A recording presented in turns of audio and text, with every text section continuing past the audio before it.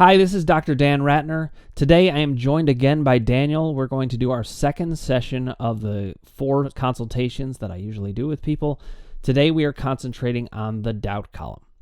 If you haven't already, click subscribe, ring the bell for notifications, hit like if you like what you're hearing, and put your comments below, and I'll get back to you personally. I'm really excited to be back here with Daniel. I once again want to highlight how brave and generous he is for being here, but before we started, I reminded him, this is actually for him. This is a session for him. It obviously is for you guys out there to watch and learn from, but for his purposes, it's for him. For my purposes, I got to guide him through that. So, Daniel, welcome back. Really good to see you. Thank you for having me back. All right, so let's get started with how we can understand where we're at in this process. In the first session, we went through the emotions column. We developed a lot of your themes.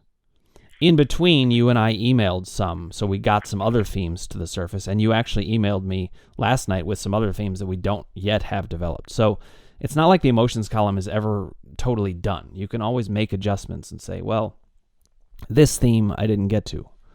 Your son, for example, we didn't talk about that.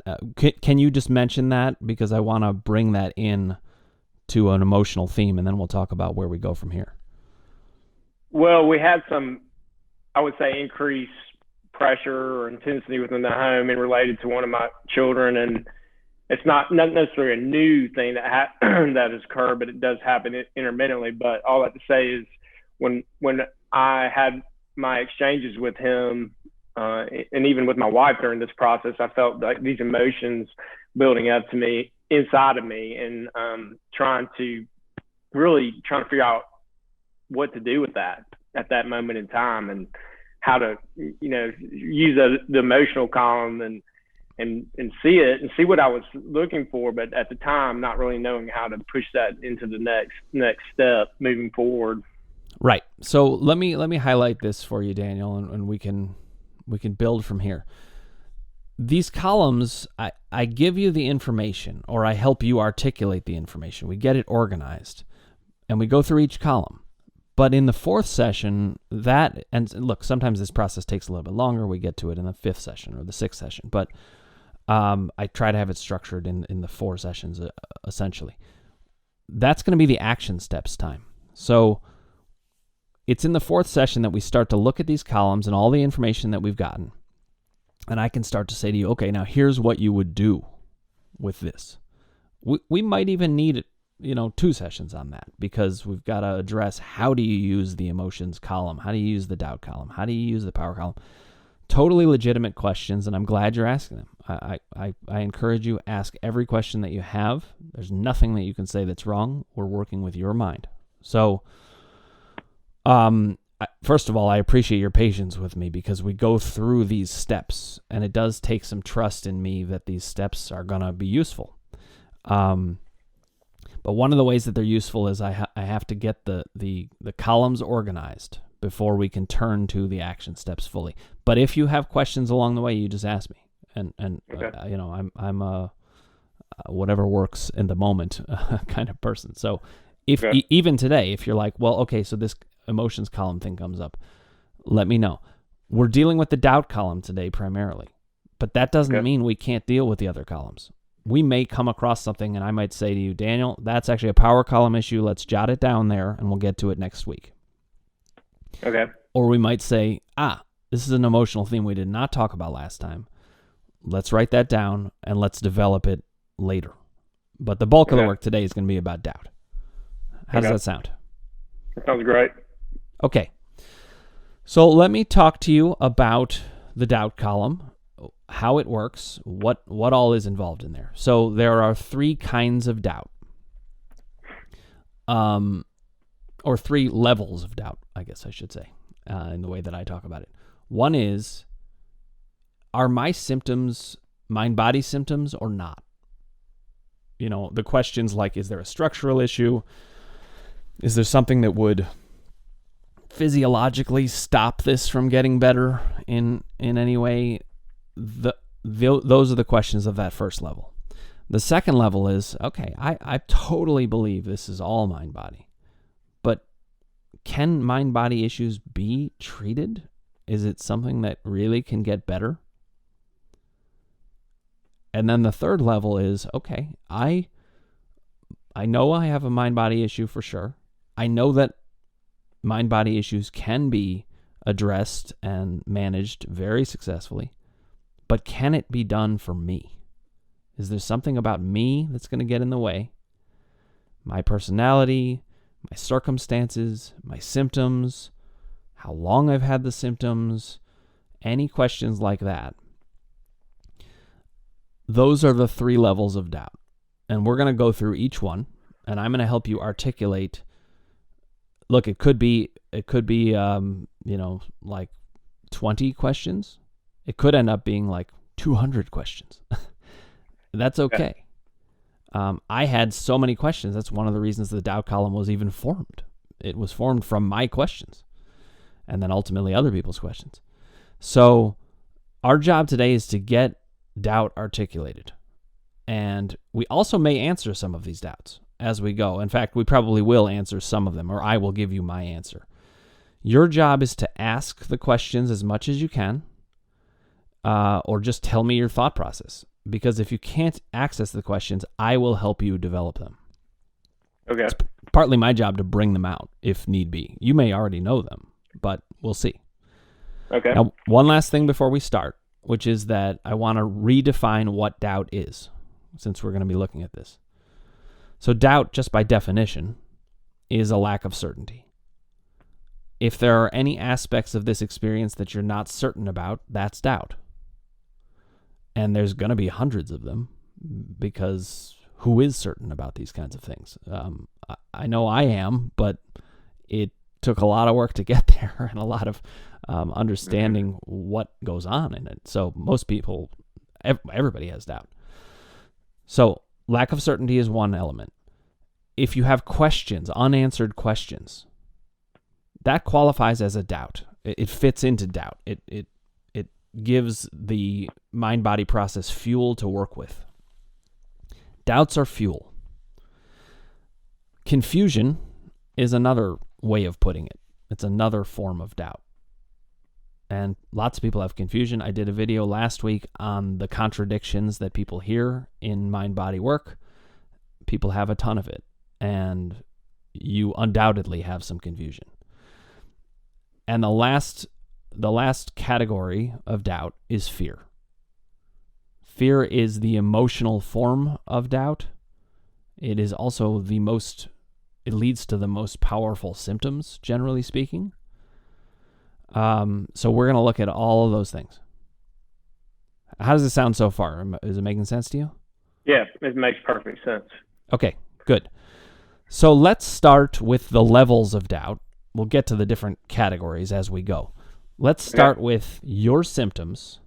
And can you remind everybody out there, what are your main symptoms?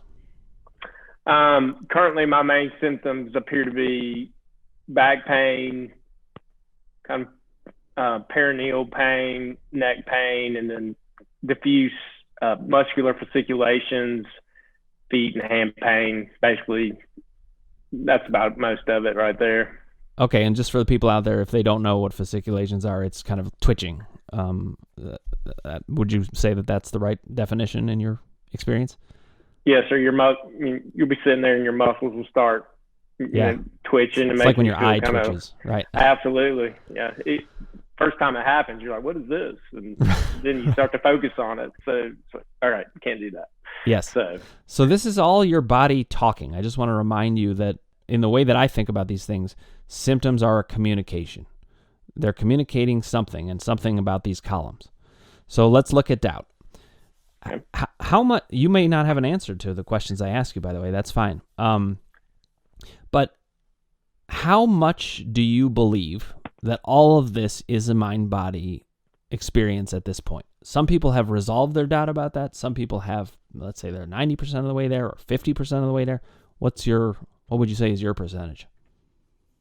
I can honestly say that I am probably at 98%. Okay, that's good. That's a good start. Now, what I want to say is that 2%, though, is very powerful. It can seep into every crack. I had this experience of people saying, both to me and to, actually, nobody said it to me. The only people who said it to me said I was 100% TMS or mind body, so that's good. But if people go into a doctor's office or a psychologist's office and they say, I'm 99% sure you have TMS or mind body issues, all we hear is, you're 1% not sure. That's doubt for you.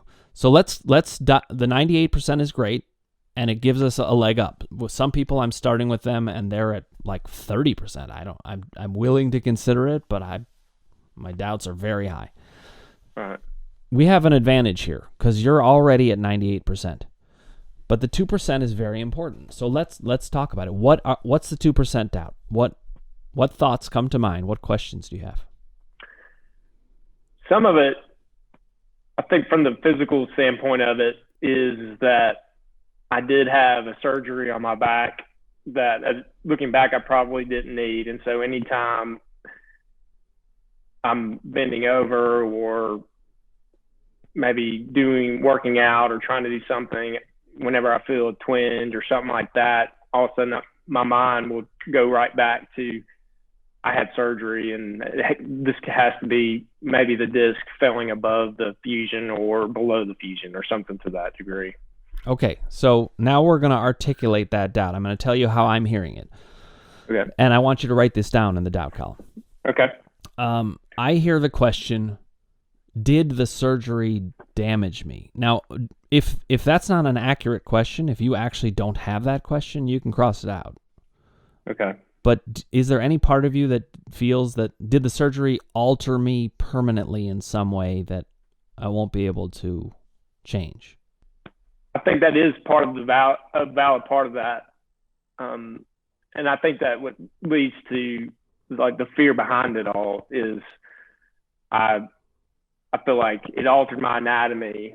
Thus, I won't ever be able to do anything like before, how active I was. Okay, so what did you write down there? Let's get that written down. That's a very important doubt. Did the surgery damage me? Yeah, does that sum it up well enough for you? Because ultimately, when you look back at this map, you're the one who's going to need to understand it. It's not. Okay. It doesn't matter whether my words are right. Okay, I'll just add did it alter my anatomy? Okay. I heard another specific thing, which is, do the discs slip over or under? That's a very specific question, but it's a real question that you have. So I would put that down too. Okay. Do you have other questions in relation to the surgery? Other than why did I do it? But okay. That's about it right now. Well, I can answer that for you, although I that is more of a power column issue. Right. Getting at peace with yourself. The power column is about getting at peace with yourself. So you can jot that down in the power column. We can revisit it next week. Okay. Why did I get the surgery? What does it mean about me? Or how can I reconcile this with myself? Now, briefly, I do want to say you got the surgery because that was partly what was recommended. You didn't have all the good options in front of you. Like, we're going to have to help you go much easier on yourself about that. So we'll get to that, but that's next week. Okay. All right. So is the surgery the main doubt you have about whether this is a mind-body issue or not? And is there anything else within surgery that we need to address as a doubt? Now, notice I'm just getting the questions asked. I'm not even answering them yet. Yeah. I think the surgery aspect of it may be the only, I don't really have much outside of that. I understand the basics of anatomy and physiology just based on what I did. And I've talked to people and they said, well, it's healed. There's nothing there anymore. You should be perfectly fine. But for some reason it still creeps back into that aspect of what we were discussing before. But really, there's not much more to what's going on with me necessarily physically in regards to the surgery that really, I guess, makes me doubt. Okay, so I'm just going to be really thorough in exploring doubt. And I'm going to ask you, if I told you and you believed it, that the surgery did not alter you in any way, there's no way it could, everything is fine, would you then have any doubt that everything you're experiencing is mind-body? I think it would up it probably another 1%. Okay, of so 1%. I think I'd be 99 at that point, I guess. All right. So, but see, I'm glad I checked, because what that tells me is there's still 1% to deal with. We've got the questions down for one of the 2% that we're working on. So what would the doubt be? And it can be anything. It could be, can I be certain about anything? That's a valid doubt. Or it could be, can I trust these people? You know, can it be that everybody else is wrong about this? These are all doubts. I'm just giving you examples. I'm not saying they're accurate to you, but I don't know if it would make sense or not to say that can I trust myself to make a decision moving forward about, say, my future in a career field, or moving to something more laid back, or something closer to what I did. And can I trust myself to make a good informed decision of knowing when that time is right? Okay, so let's apply it, though, to this level of doubt. Are you saying, I don't know if you are, but are you saying, can I trust myself to understand this well enough to be certain? Yes, absolutely. Okay, write it down. Because these are questions we're actually going to deal with. Maybe not even today, but we will get into each question. I'll give you my answers. We'll banter back and forth. You will, until it's answered to your satisfaction. Okay. Okay, now, with those questions we've written down, have we gotten to the 2% doubt of that first level? Or is there more? And I want you to be very thorough about it. So if you feel like there's more, or even if you're not sure, we're going to keep looking. I think that gets that aspect of doubt. I feel like I've been working on this aspect for a while outside of your help, and it all just makes sense that there's so much more to this than just the physical aspect or the surgery aspect to me. So I feel like if I can get more comfortable, I don't know if it's like within myself to 100% certain that I can do this. I don't know if that's another column at a different time, but okay. But yeah, so, I think. Go ahead. Sorry. No, I'm good. I'm just trying to articulate that in a way where I'm not hitting off. Don't want to head off in another direction, I guess. Don't worry about that. You head in whatever direction you want. I'll organize it in terms of the column. So tell me what you were going to say. I think it's just getting to the point to where I feel like I'm almost in some ways 100% sure that the surgery, I'm okay, though I falter back and forth a lot. Not all the time, but a good decent amount.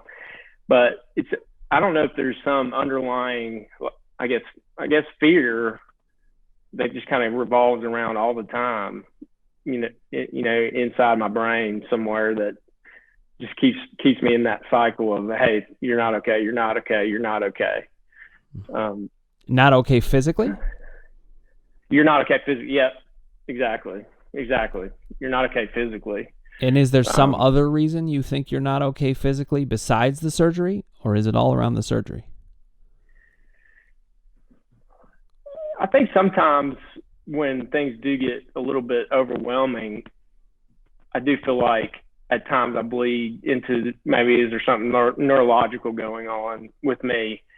But I do know with all the testing that I've had and those kind of things that everything has come back normal. So there's nothing really there. It's just. But you still have that thought. And so what that tells me is the doubt is still there. Okay. So I would write it down. I would write down, is there something neurologically wrong with me? Okay. I'm going to ask you one other question. But I'll let you write that down first. You've seen my handwriting, so you know how bad it is. I know how self-critical you can be, so your handwriting seems fine to me. So, let me ask this. Is there any part of you that feels that, well, okay, the surgery was for like a herniated disc, or what was the diagnosis at the time? Yeah, it was a perceived on MRI, slight Like a protrusion bulge? onto. Protrusion. Yeah, Okay. so it wasn't actually like a ruptured. It was more of a bulge, pinching, minor. So is there any part of you that still wonders, do bulging discs cause pain?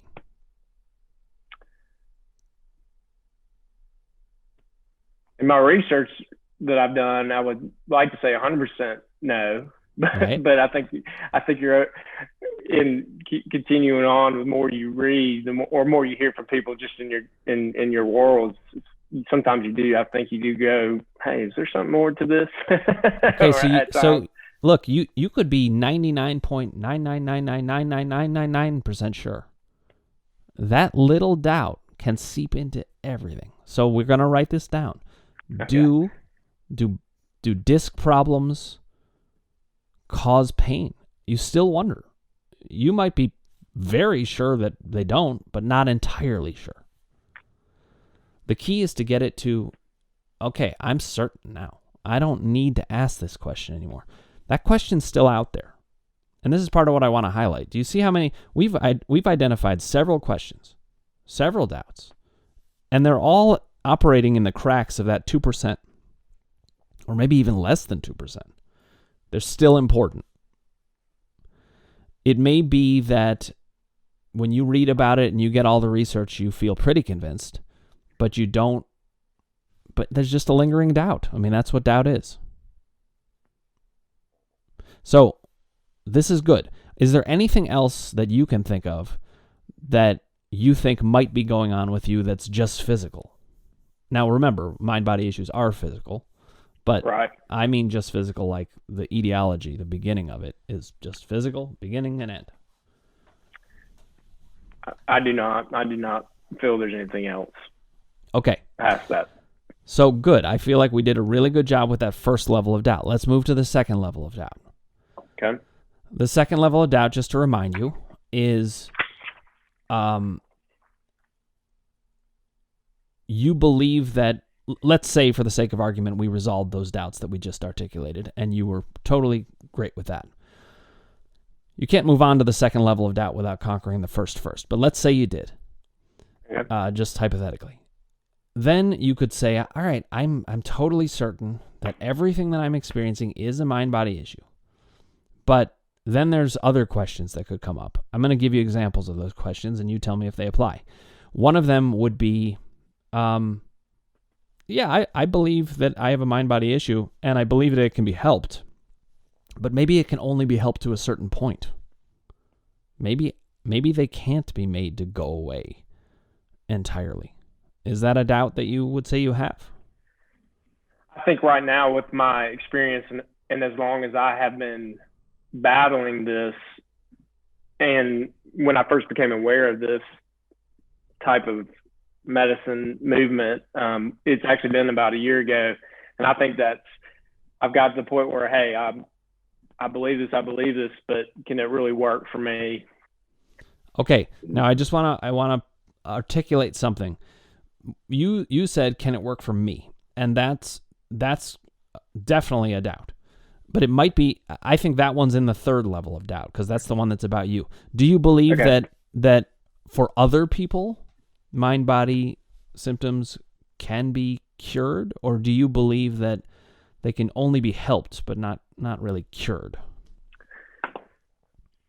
I believe they can be cured. I think my questions sometimes comes where that theory of, well, you will always have some form of discomfort. I think it's the neural pathway part of it, where you will always experience some type of discomfort in some ways when certain situations arise, but you'll learn to somehow be aware of it and then be able to turn it down or turn it off, or you may possibly have an eruption of something at some point, but you'll be aware of it and know how to get it, I guess, bring down the symptoms faster.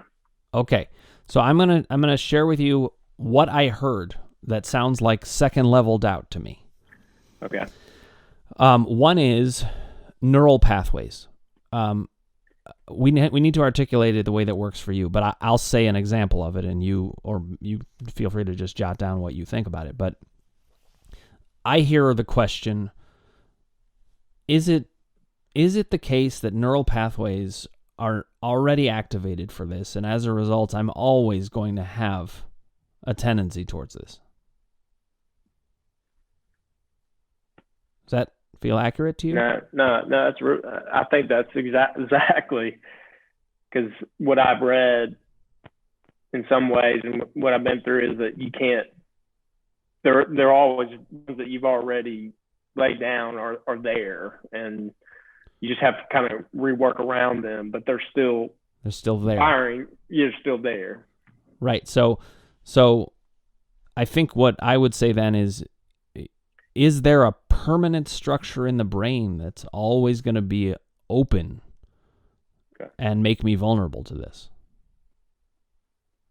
I want you to tell me, though, if I articulate a question and it's not really the way you think about it, or not really even a question you have. Okay.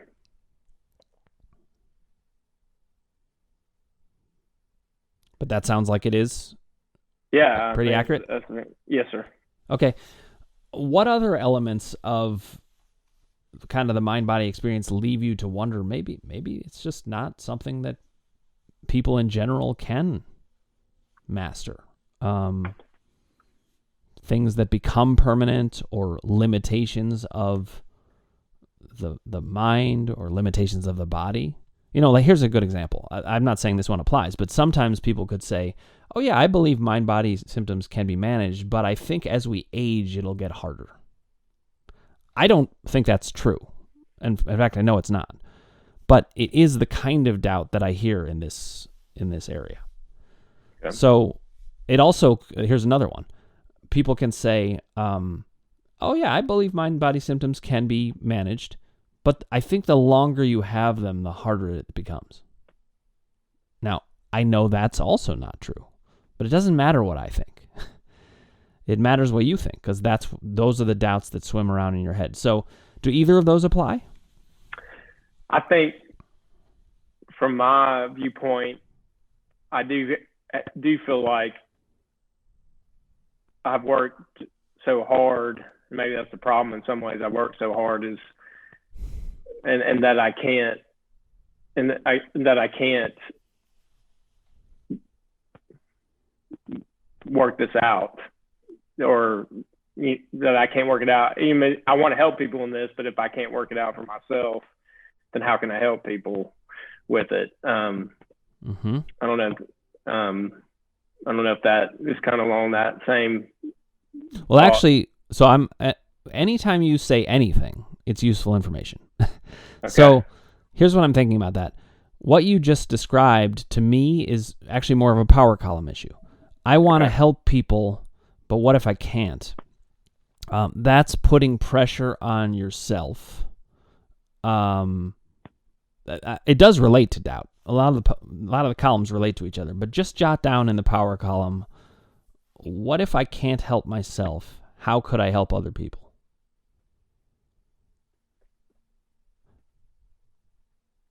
And we'll get to that next week. Okay. It does require a little bit of patience in this process, because you put aside a question, but the point of the columns is to organize it. So I just funneled that out of the doubt column because it will cloud the picture for you about what are the actual doubts, what are those levels, how is it operating. That's going to be a power column issue. I'll get to that soon enough. But I'm still glad you said it. This is part of how this process works. Whatever you say fits because it's part of your experience. Okay, so be patient with that one. But of the things I was saying, like, do you feel that when people have this for longer, it would become harder to get better? It seems like it would bring up frustration and make it a little more difficult. I mean, it would have seemed that it would make it more difficult. All right, so let's jot this down. Let's think about how to say this. How would you phrase it in terms of duration of symptoms and it making for more doubt? Or actually, let me give it a try. Okay. What if we said, I worry that the longer people have symptoms, the less far they can come in mastering it. Now, again, you have to tell me if that's accurate for you. Do you actually worry about that? If you don't, we cross it off the list. It has to be something that works for you. You said I said that. You said I worry the longer people have symptoms, the more difficult it will be to overcome them. Yeah, I don't know if you have that doubt. Some people do, some people don't. Yeah, I think I do. I do have that. Sometimes I'm trying not to always relate it to me because I think I understand kind of more what the levels of doubt are right now. But yes, I think okay, that so applies. So I'll tell you what, I want to shift gears a little bit in the way that we're doing this. I don't want you to feel locked into that second level of doubt. Let's just articulate doubts. It could pop up that it's first level, second level, third level. It doesn't matter what it is. But let's start to get some third level doubts in place. Okay. These are the doubts about whether you can get better. You specifically, something specific about your symptoms, about your profile, about your personality that would potentially, you think, get in the way of you getting better. What are those? I think I have the curse of wanting to make everybody be happy around me, and for some reason I can't find my own peace and happiness unless they're happy. And so I have this constant inner tension within my own being that I can't, some days it's paralyzing. Right. Okay, so here's how I would articulate that, and you tell me if this sounds right. So I'm going to use the language of Sarno with goodists, because you're definitely a goodist, and I mean that as a compliment. So I would say, will my nature as a goodist make it impossible to take good enough care of myself to alleviate the symptoms?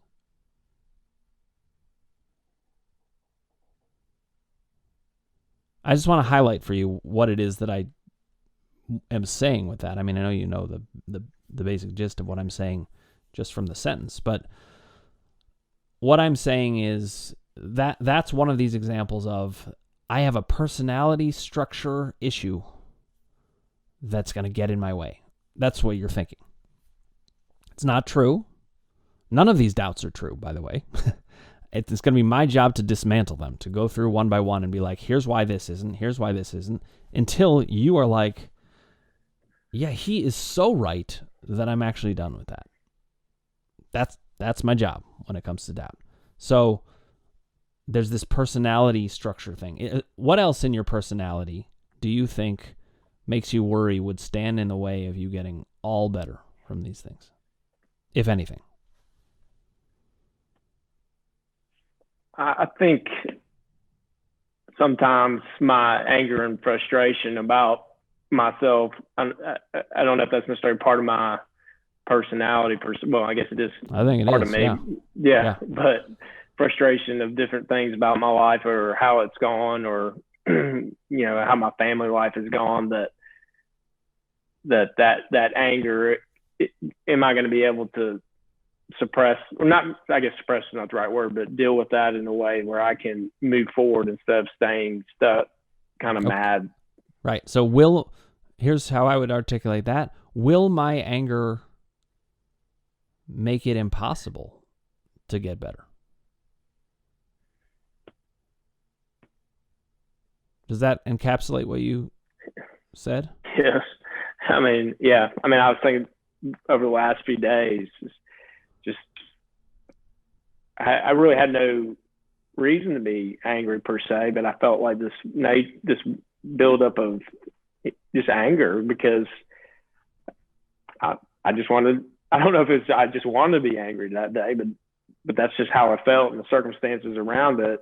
I mean, I think that I've probably become not a fun person to be around when I have those days. Let me encourage you though. You have reason to feel what you feel.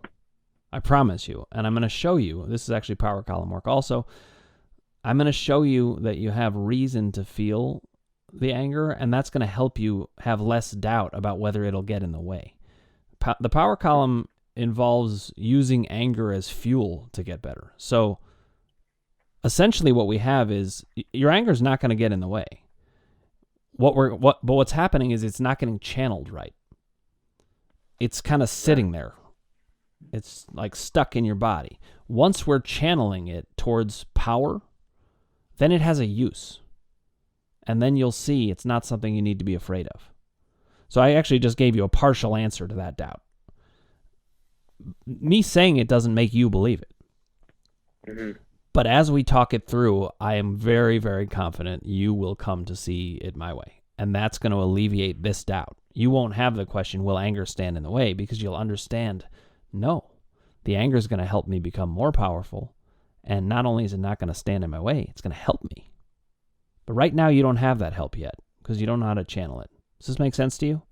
Yes, absolutely. Okay, good. Let's keep at this. Are there other aspects of your personality that you think might stand in the way of you being able to get better, or maybe being able to get better as fast as you'd like? It sounded like impatience is one of the aspects potentially. I mean, I'm definitely not patient at all, especially with my children and within my family. It seems like a lot of my frustrations have come from anger, and some of it is coming from the aspect of where I am and like some of the misery that I feel, and maybe some of the way that I've acted in the past, or has kind of left me in this state of just uncomfortable, miserable, angry person that, no one really likes to be around. So, when Dad comes in the room, everybody kind of scatters because they know Dad's going to tell them, instead of saying, hey, how was your day? Love you. It's more, hey, did you get your work done?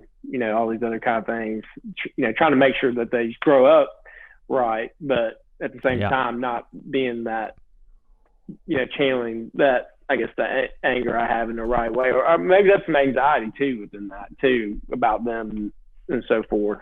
Okay. So I just heard three doubts. I'm going to list them for you. Okay. Can I get better even when my life is stressful? I think I wrote that one down here when I did some pre-homework. Okay. Good job. Here's another one. Do I have the kind of personality where I worry so much that my anxiety is going to get in the way of being able to be at peace?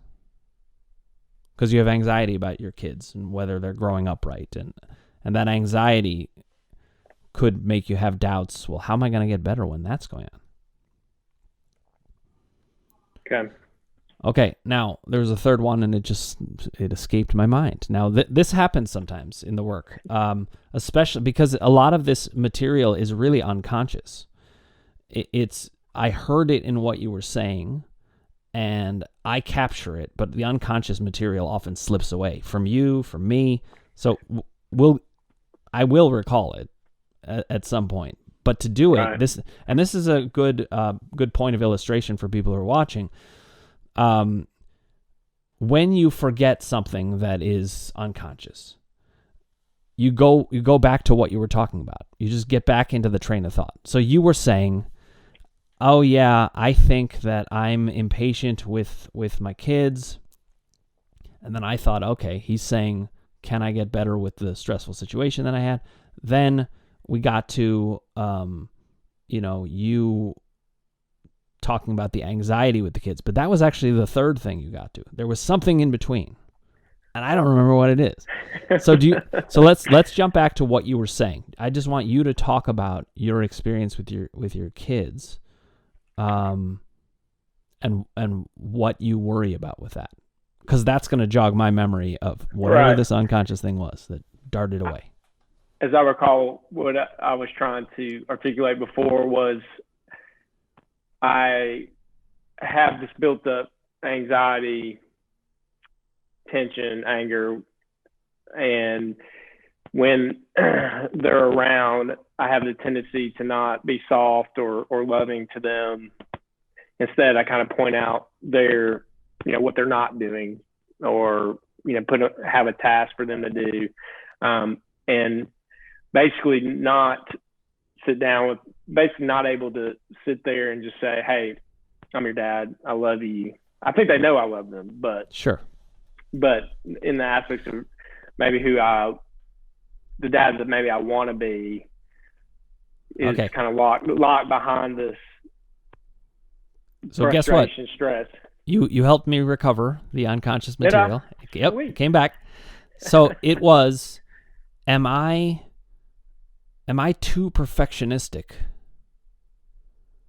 to be able to get past the things that make me angry and frustrated? And as a result, how can I get better? Actually, there's another question in there, which is, what do I do with the anger? The answer to that is in the power column, but the question is in the doubt column. I just want to highlight that again. This question, what do I do with my anger? Even though the solution comes in the power column, you wouldn't know that. You just experience it as a doubt. What am I going to do with my anger? I'll never be able to figure it out. Actually, I would even write that down. I'll never be able to figure it out. And I don't want to put words in your mouth, so you tell me if that's wrong. Is there, I worry I won't be able to figure it out? What's the wording that you would choose? Yeah, I mean, I think it's a word that I won't be able to figure it out to the point where, will we ever have peace?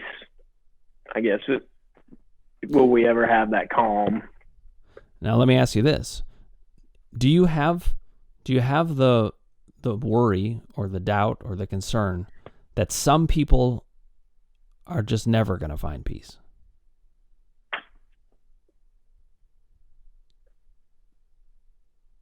I honestly, it seems like, in the days of social media, it seems like a lot of people have peace. Well, they certainly represent it that way. Right. But what do you believe? Do you believe those people do have peace? Some might, but I'm sure some don't. What do you think about people getting to peace? Do you think anybody can? Or do you think some people can, some people can't, depending on if they've had certain traumas, or what do you think? I think some people probably can, some people can't. Okay, because I'll tell you the direction I would go. In my experience, I felt that yes, some people can, some people can't. But looking back on my pain, I had more than a doubt. I had almost a certainty in the opposite direction that ultimately I would not be able to get peace. I did not think I could. Sorry, I had to interrupt you, but yeah. No, I mean, I think that's exactly how I feel right now. Is if am I going to be able to find this peace within that I can just, be able to sit down and breathe and relax. Now, is it stronger than that? Is it more, I actually don't believe I can get peace? I would say right now, question? I would say right now, I just don't see a situation possible right now where I would be able to find that peace. Okay, write it down, because I would say it's a fear, really. Okay. But it's such a strong fear that it like feels like a reality. But it's a really important one. We're going to need to touch on all of these. When we go through the action steps of the doubt column, we will go through one by one and have a debate about it, essentially. And you will speak freely about each thing. So I will say to you why I believe you can get peace, and it won't be just a platitude. I'm going to get into the specifics, the nuts and bolts of it. And then you'll say, okay, yeah, you're telling me this, but how am I going to do this? And it'll lead to other questions. So there are actually doubts within each of these doubts that we will discover as we explore it. Is that making sense? Yes. Now, in the interest of time, I wanna jump in and see, are there any other doubts at any of the 3 levels that we haven't touched on at all that are major pockets of doubt? I don't see, the physical nature of it. No. I do believe that people can get better. I think it seems like most of the stuff is just within this personality within myself that seems to be like there's like these demons in here that won't go anywhere. It's like this, and maybe it's like a constant. I would say it's probably like a constant fear thing of, what if this happens? What if this happens? What if this happens? Constant cog, just a wheel of, a little. So let's put down this in the doubt column. Will I always be worried? Will I always be worried and anxious? Yeah. Is that fair? Yep.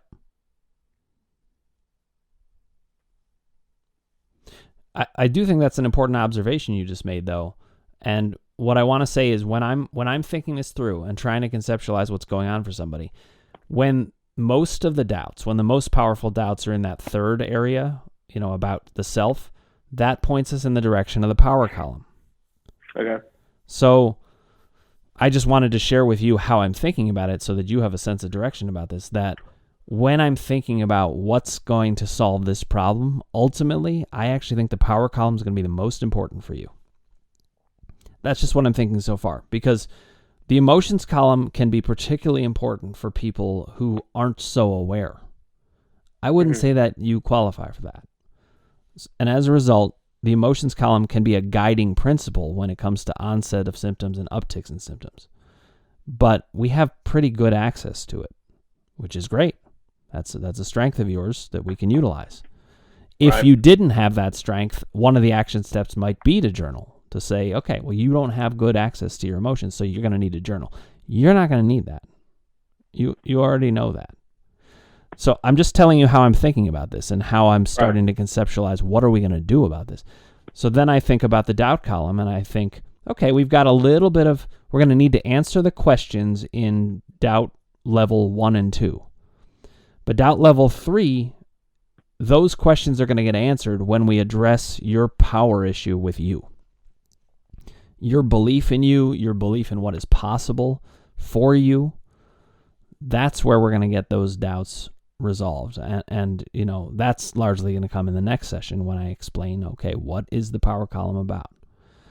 Yeah. Is this making sense to you, how I'm conceptualizing it?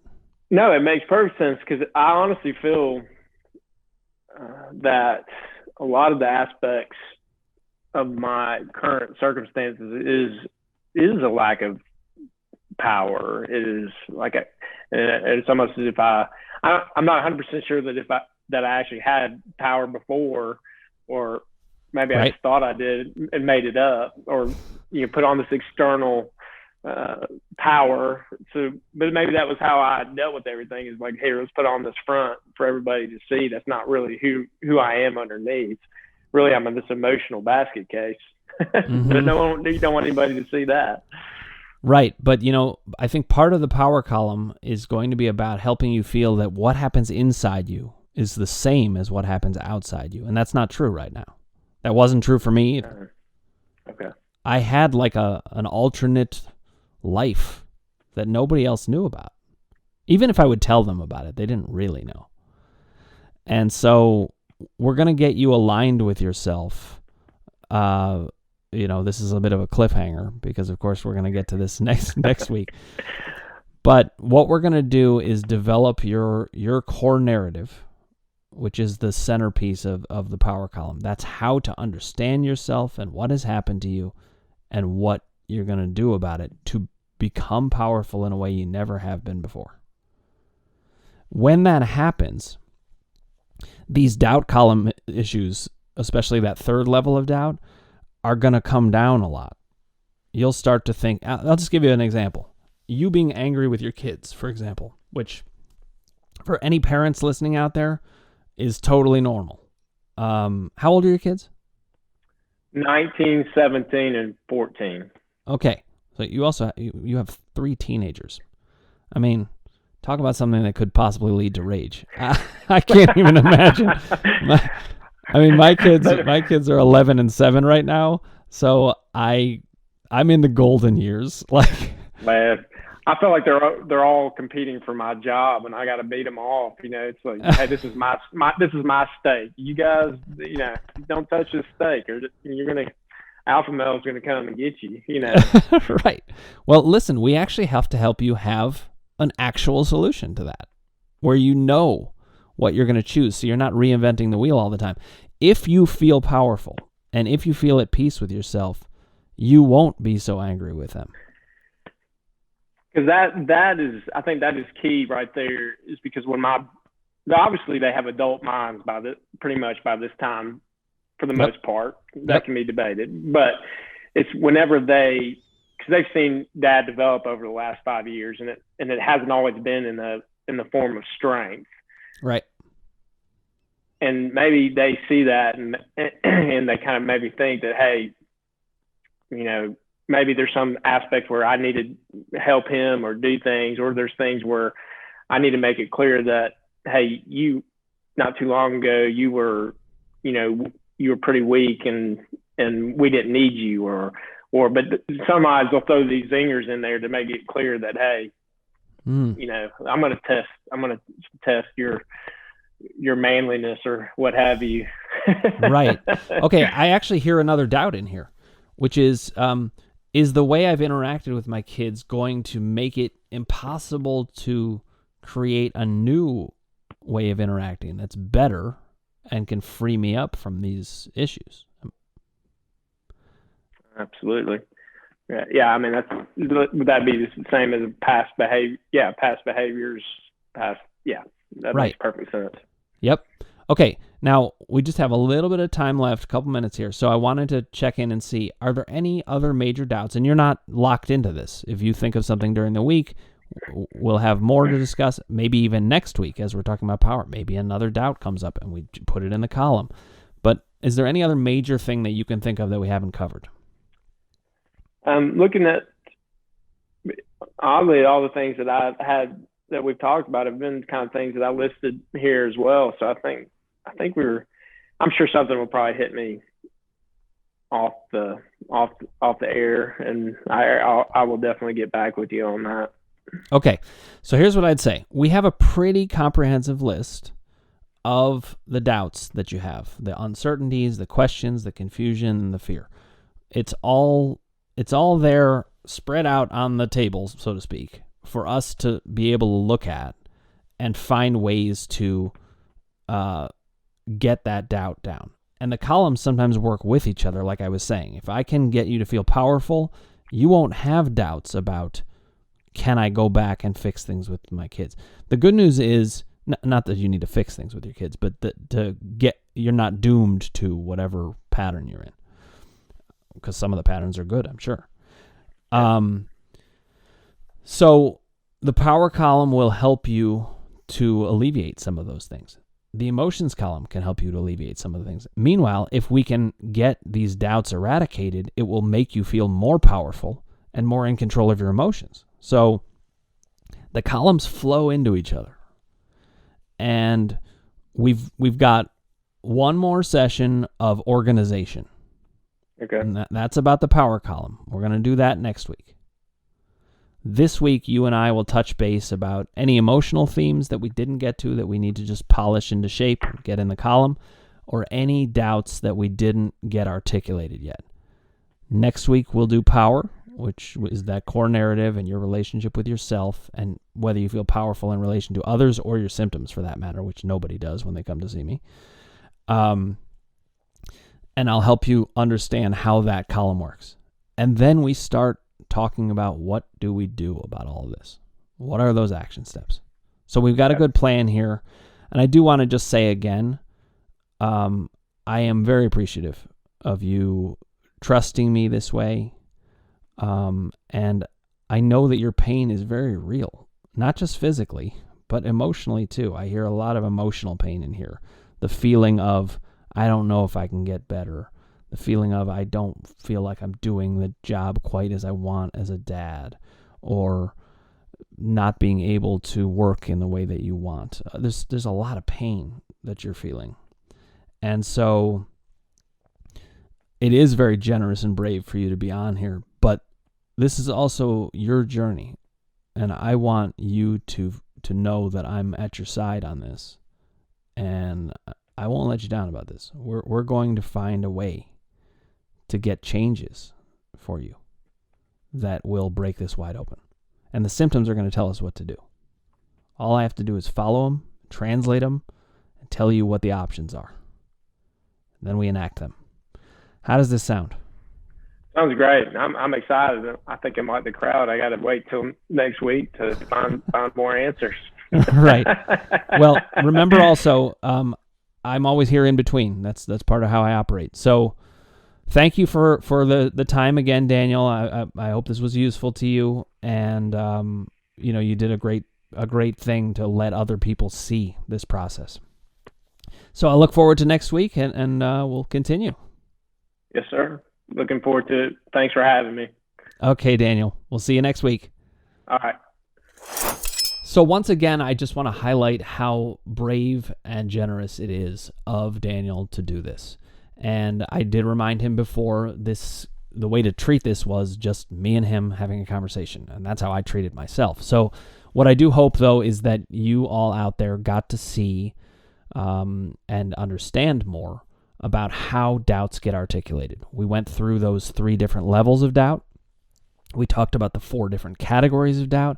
And I think you could see that when he talked, anything he said, it got funneled into one of the 3 columns in some way. So that's what the mind-body maps are. It's taking notes on you and how your mind-body process works.